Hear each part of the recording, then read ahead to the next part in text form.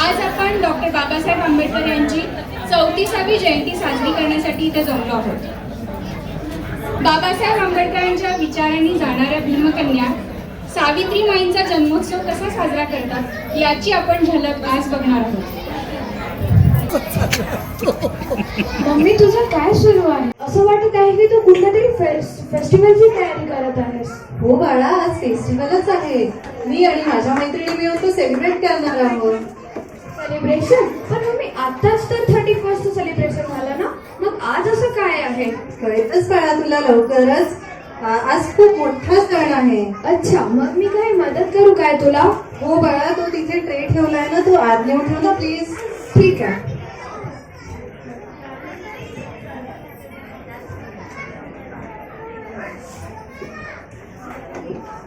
माझ्या मैत्रिणी आता येतच असतील.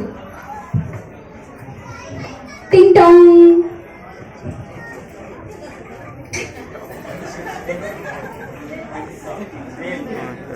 जय भीम. जय भीम. मी ठीक, मी चांगलं. तुम्ही कसे आहे? Welcome welcome. मम्मी तुम्हा सगळ्यांची वाट बघत आहे. आलात तुम्ही? या, वेलकम. जय भीम. जय भीम. मी मस्त. तुम्ही कशा आहे? या, मी तुमची वाटच बघत होती. प्रणाली, किती सुंदर माथवडी घातली आहे तू. आणि घर सुद्धा किती छान सजवलं आहेस प्रणाली तू. थँक्यू अलकाताई. थँक्यू कावेरी. खरंच फार सुंदर कल्पना आहे तुझी प्रणाली सेलिब्रेशन करण्याची. खरंच काय भन्नाट कल्पना आहे यार. खरंच आपण सावित्रीबाईंचा जन्मोत्सव ना दरवर्षी असाच साजरा करायला हवा. अगदी बरोबर सुप्रिया. आणि प्रणाली, अगं आणखी काही मदत लागत आहे का तुला? सांग, आम्ही काय मदत करू? प्रणाली, बताइए हमें और क्या करना है?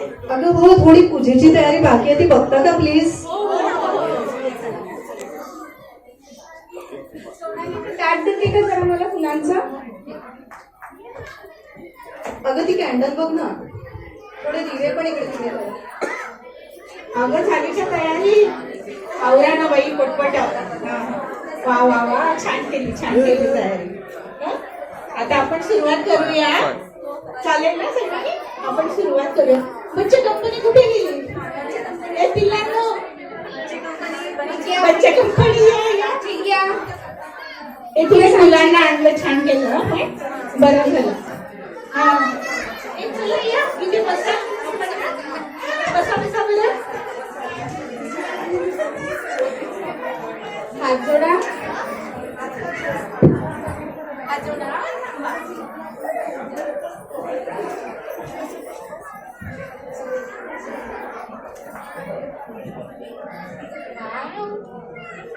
बघा मुलांना, आपण सगळेजण आज इथे कशासाठी जमलो माहितीये? आज आपण सावित्रीबाईची जयंती आपण साजरी करणार आहोत. ओके, पण त्यापूर्वी आपण काय करूया? तथागत भगवान बुद्धांना आणि आपले परमपूज्य डॉक्टर बाबासाहेब आंबेडकर यांना आपण वंदन करूया. ठीक आहे, सगळ्यांनी हात जोडा. आपण एक जोडा. नमो तस्सा भगवतो अरहतो सम्मा सम्बुद्धस्सा. नमो तस्सा भगवतो अरहतो सम्मा सम्बुद्धस्सा. नमो तस्सा भगवतो अरहतो सम्मा सम्बुद्धस्सा. साधु साधु साधु. आज 3 जानेवारी सावित्रीबाईंचा जन्मदिवस आणि आपण सगळे एकत्र म्हणून सेलिब्रेट करत आहोत. किती भारी आहे ना? सही कहा अलकाताई आपने. सावित्री माई के हम सब पर बहुत बड़े उपकार है. उनका जन्मदिन तो हमें ऐसे ही सेलिब्रेट करना चाहिए. बिल्कुल सही कहा ताई आपने. सावित्रीमाईने जो त्याग सावित्रीबाईंनी जो त्याग त्या काळी केला, त्यामुळेच आज आपण सर्वजण एवढा मोकळा श्वास घेऊ शकत आहोत. हो ना, नाहीतर बाईच्या आयुष्यात पहिला चूल आणि मूल एवढंच होतं. हो, आज मी PhD सारखी उच्च शिक्षित पदवी साठी शिक्षणासाठी मी ऍडमिशन घेतलेले आहे. ते केवळ आणि केवळ बाबासाहेबांमुळे आणि सावित्रीबाईंमुळे शक्य झाले आहे. हो ना, खरंय ताई.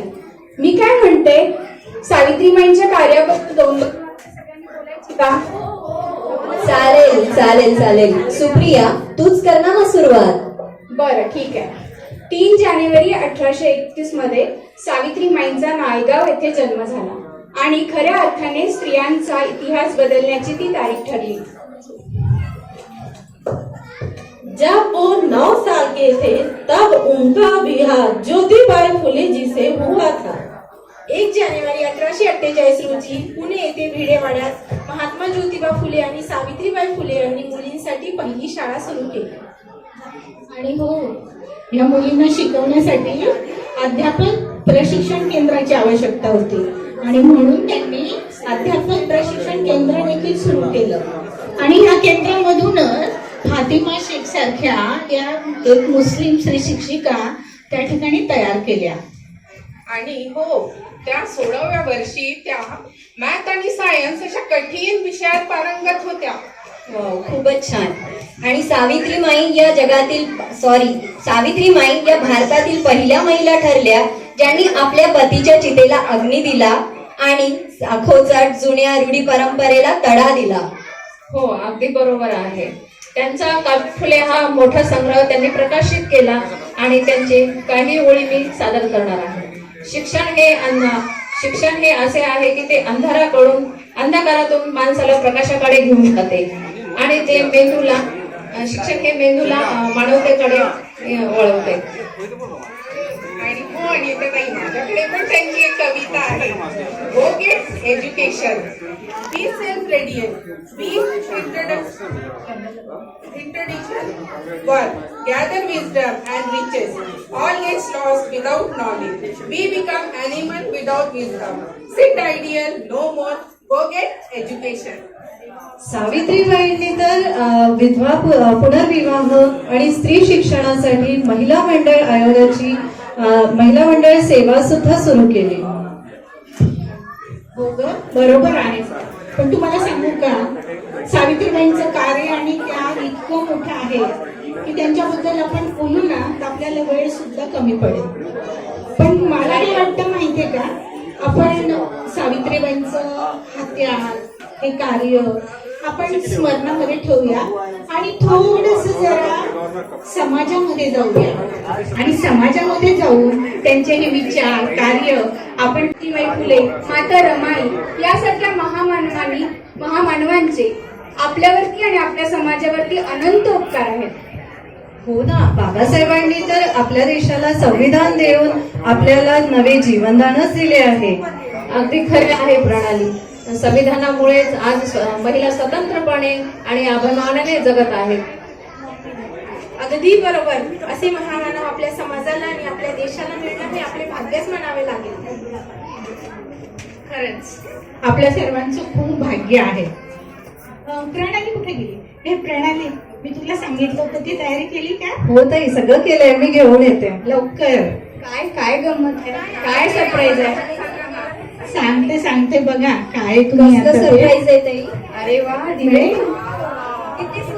घ्या ताई, मी घेऊन आले. वाव, किती छान तयारी केली. हो ताई, तुम्ही सांगितल्याप्रमाणे सगळं तयार केलंय. थँक्यू, खूप गुणी आहात हं तुम्ही. पण ताई, हे दिवे कशासाठी? हा, हे बघा, हे जे दिवे पेटवले ना, हे आज प्रतीक आहे. सावित्रीबाईंनी पेटवलेले जे ज्ञानाचे दिवे आहे, ही ज्योत आहे, ही आपल्याला अशीच पेटत ठेवायची आहे.